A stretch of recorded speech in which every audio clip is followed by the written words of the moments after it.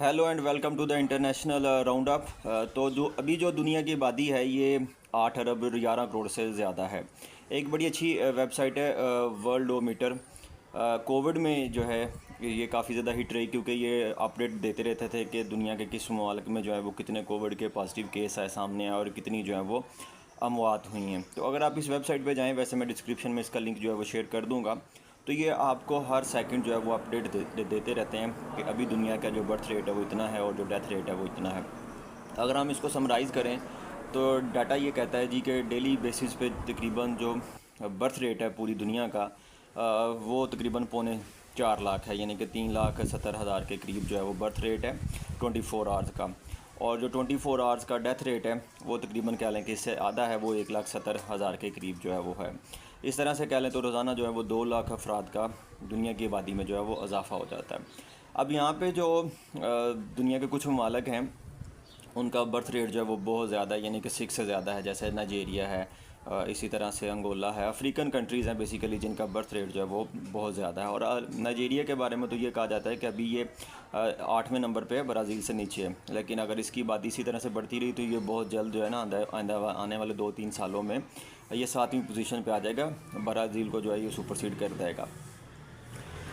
इसी तरह से दुनिया के कुछ ममालिक हैं जिनका बर्थ रेट बहुत कम है, और उसमें इंटरेस्टिंग फैक्ट ये है कि दुनिया के जिन ममालिक का बर्थ रेट बहुत कम है वो यूस्ट एशिया की कंट्रीज़।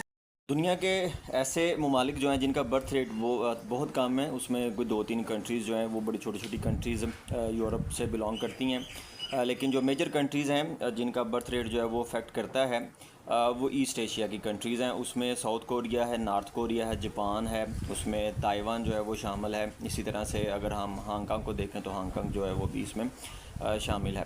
तो जो साउथ कोरिया के प्रेसिडेंट हैं इन्होंने, यान सूक इनका नाम है, इन्होंने जो है वो अभी अपने मुल्क में इसी जून के महीने में जो है वो एक डेमोग्राफिक एमरजेंसी जो है वो डिक्लेयर की है। इसकी वजह यह है कि 2023 का पिछले साल का जो बर्थ रेट था साउथ कोरिया का वो था 0.78, और जो 2024 का रेट है वो है 0.72।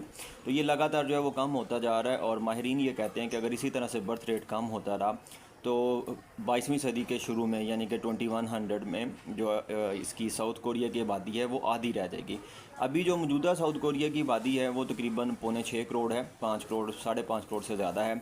और इसी तरह से जो नॉर्थ कोरिया उसकी आबादी इससे आधी है, यानी कि वो 2.5 करोड़ के करीब है, 2 करोड़ कुछ 8 लाख के करीब जो है वो नॉर्थ कोरिया की आबादी है। उसका भी सेम जो है वो इसी तरह से इशू है।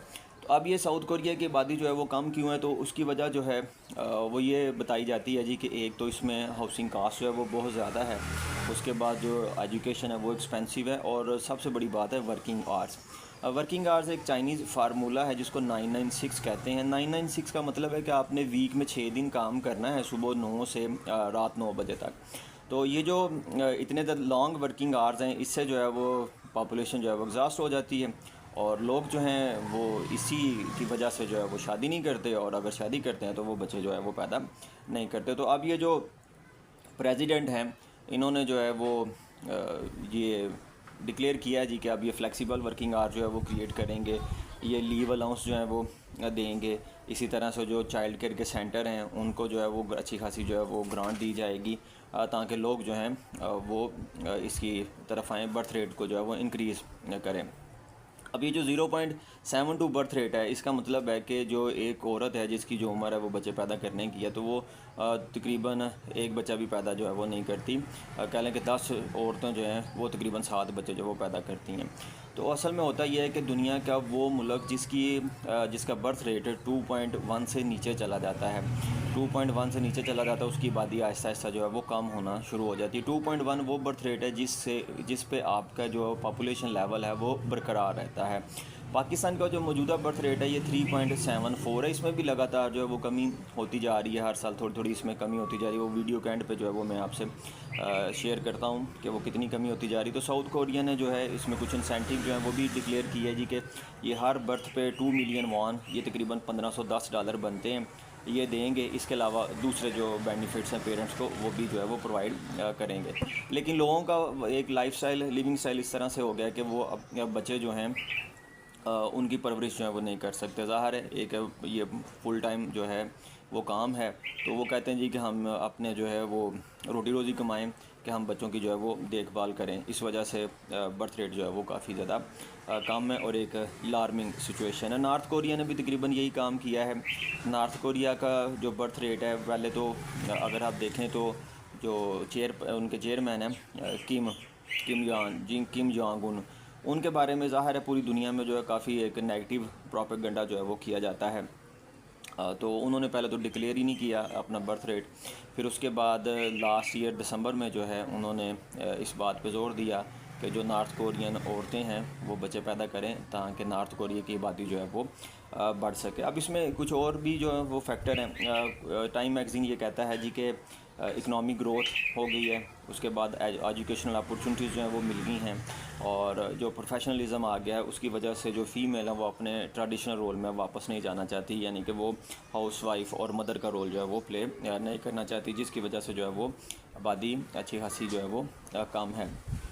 और फिर इसमें ये भी बात रही है कि ये कंट्रीज़ जो हैं ये अपने इमिग्रेशन के हवाले से जो है ना वो इतनी ज़्यादा अच्छी नहीं रही, इनके वीज़ा वगैरह इतने ज़्यादा जो है वो ओपन नहीं रहे। इसके अलावा स्टडी जो है वो ये भी कहती है जी कि एक तो जो जेंडर पे गैप है इन ईस्ट एशियन कंट्री में वो भी बड़ा ज़्यादा है, यानी कि फ़ीमेल की तनख्वाह कम है और मेल की जो है वो तनख्वाह ज़्यादा। इसी तरह से जो फ़ीमेल है उसको प्रेगनेंसी बेस्ड डिस्क्रिमिनेशन का भी सामना करना पड़ता है, यानी कि कंपनी हायर ही नहीं करती उस फीमेल वर्कर को जिसको पता हो कि इनको मटर्निटी लीव जो है वो देनी पड़ेगी।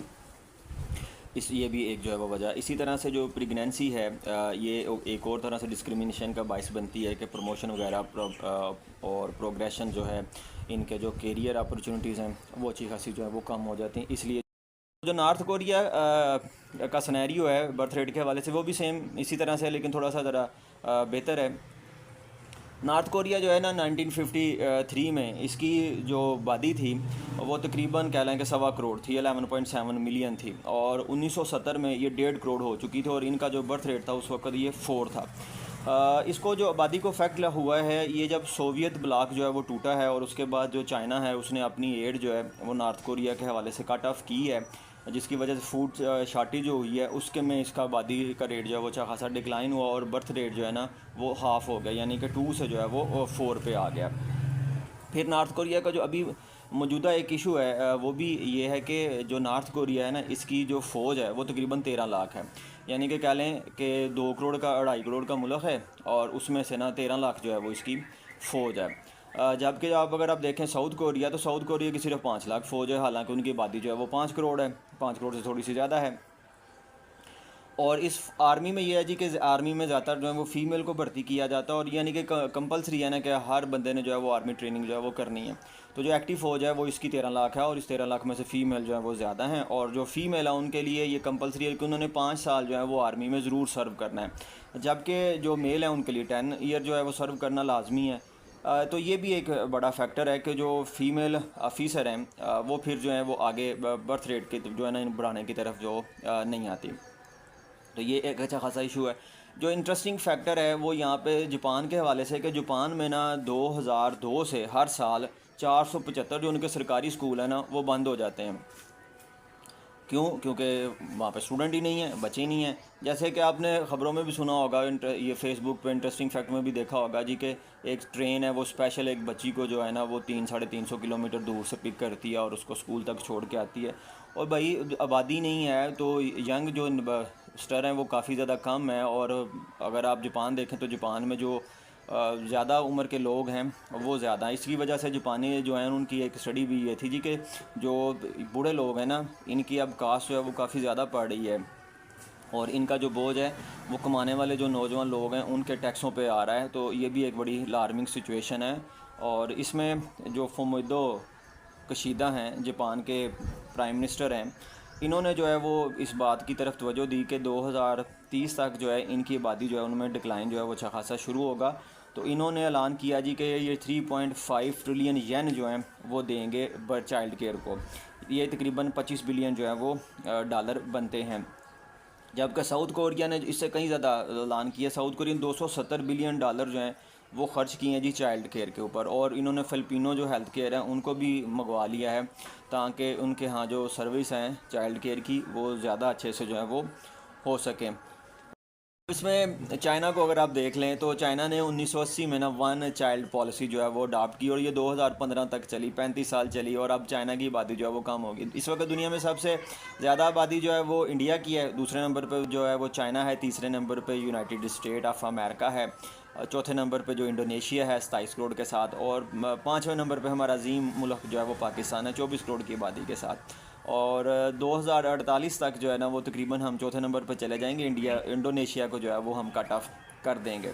तो ज़ाहिर है पाकिस्तान जो है वो एक अजीम कौम है, तो इंशाल्लाह ताला हम इसी तरह से जो है वो तरक्की करेंगे। अच्छा जी, चाइना जो है, चाइना ने फिर 2015 में अडॉप्ट किया जी टू चाइल्ड पॉलिसी को, और अभी 2023 में जो है वो अब 3 चाइल्ड पॉलिसी पे आ गया है। लेकिन वहाँ पे लोगों को आदत पड़ गई है कि अब वो बच्चे पैदा ही नहीं करना चाहते।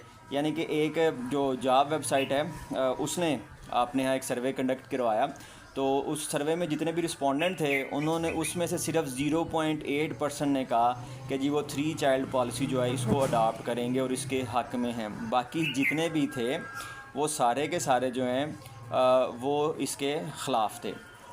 और तो चाइना में भी यही वजह है कि चाइना में जो है एक मटीरियलिस्टिक, एक इंडस्ट्रियलिस्टिक जो है वो रेवोल्यूशन है, और उसकी वजह से जो है वो लोग बच्चों के चक्रों में नहीं पड़ना चाहते।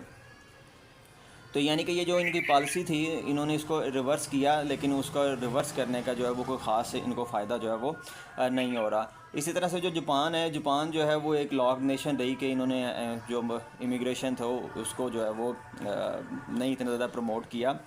2018 में फिर इनको ख्याल आया तो इन्होंने 3 लाख जो है ना वो वीज़ा, वर्क वीज़ा जो है वो शुरू किए, लेकिन उसकी भी जो क्राइटेरिया ये था कि जी एक स्ट्रिक्ट लेबर स्किल्स होनी चाहिए और दूसरा आपके पास जो है वो जापानी लैंग्वेज जो है वो होनी चाहिए। तो इसमें आमतौर पे जो सेंट्रल एशिया के आज़ाद ममालिक उज़्बेकिस्तान, तुर्कमानिस्तान जो है उनके लोगों को जो है वो अच्छा खासा फ़ायदा हो। जैसे अभी साउथ कोरिया जो है उसने उज़्बेकिस्तान जो है उसके जो वर्कर थे उनके लिए जो है वो अपने वीज़ों में जो है वो थोड़ी सी नरमी की। इसी तरह से जो CIA है वो एनुअली रिपोर्ट पेश करती रहती है, उसकी रिपोर्ट का जो डाटा है वो इन ममालिक की अपनी बर्थ रेट से थोड़ा सा डिफरेंट होता है। मसलन इसमें इन्हें कहा जी कि चाइना जो ताइवान जो है वो लोएस्ट पे है, 1.09 पे है, सिंगापुर जो है वो 1.17 पे, और हांगकांग जो है वो 1.23 पे है। अब यहाँ पे भी देखें ना कि हांगकांग अब चाइना का जो है वो एक हिस्सा है, लेकिन यहाँ पे ये चाइना हांगकांग को अभी भी जो है ना वो एक अलहदा से टेरिटरी जो है वो शो करवाते हैं। तो जो वन चाइल्ड पॉलिसी है और उसमें अभी जो चाइना का बर्थ रेट है वो है जी 1.45, और जो जापान है उसका रेट जो है वो 1.39 है। यहाँ पे मैं फिर बताता चलूँ कि जिस मुल्क का बर्थ रेट जो है वो 2.1 से कम होता है उसकी आबादी जो है वो ग्रेजुअली कम होना शुरू हो जाती है। नाइजीरिया का जो बर्थ रेट है वो टॉप पे है, वो 6.373 है, और अंगोला का रेट जो है वो इसके बाद है वो है 5.76। इसका रफली मतलब यह है कि एक औरत जो है वो 6 से 7 बच्चे जो है वो पैदा करती है। इस तरह से अंगोला में जो है वो एक औरत 5 से 6 बच्चे पैदा करती है।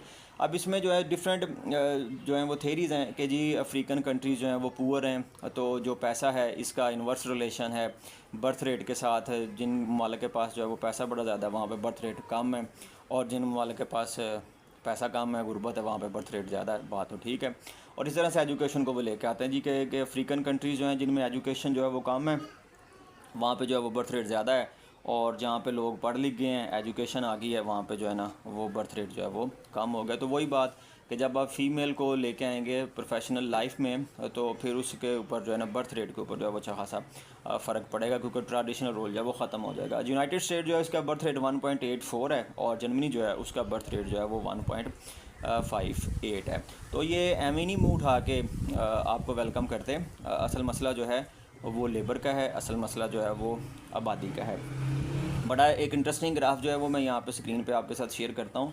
तो यहाँ पे अगर आप देखें तो इंडिया का बर्थ रेट इस वक्त 2.03 है, ये 2021 का अब थोड़ा सा इससे और कम हो गया होगा। ईरान का जो है वो 2021 का 1.69 है। लेकिन इस ग्राफ की इंटरेस्टिंग बात यह है कि देखें 1960 में ना ये तीनों जो लाइनें हैं, ईरान की लाइन पाकिस्तान से ऊपर है, ये ब्राउन कलर की लाइन है, ये 8 की तरफ है, और इसी तरह से 8 और 6 के दरमियान ब्लू कलर की लाइन जो है वो पाकिस्तान की है, और इंडिया की लाइन जो है वो 6 पे है। लेकिन आप इंडिया की लाइन देखें तो वो एक बड़ी स्लोप है उसमें, और आराम से जो है वो स्मूथली नीचे की तरफ आ रही है।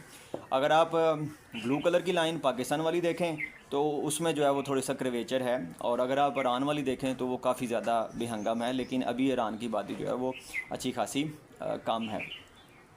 तो ये जो है ना, ये ग्राफिकल एक डाटा है। इसके बाद अगर हम पाकिस्तान की बात कर लें तो पाकिस्तान में इस तरह से है कि हमारी भी आबादी जो बर्थ रेट जो है वो हर साल कम हो रहा है, यानी कि ये आउट ऑफ 1000 पीपल में जो है वो बर्थ रेट है। 2024 का जो बर्थ रेट है हमारा 25.578 है, जो कि पिछले साल 2023 से 1.78% जो है वो कम है। 2000 जो हमारे पास है जी 22, उसमें जो हमारा बर्थ रेट था वो था 26.042, वो पिछले साल से 1.87 कम था।